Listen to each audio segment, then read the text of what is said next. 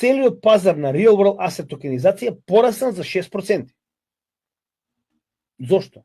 Ако ова е bear market. Истото и за стейблкоините, раст од 0,18%, али не забравяйте дека истиот е 10 пати поголем од генералниот пазар за токенизација на реални ствари.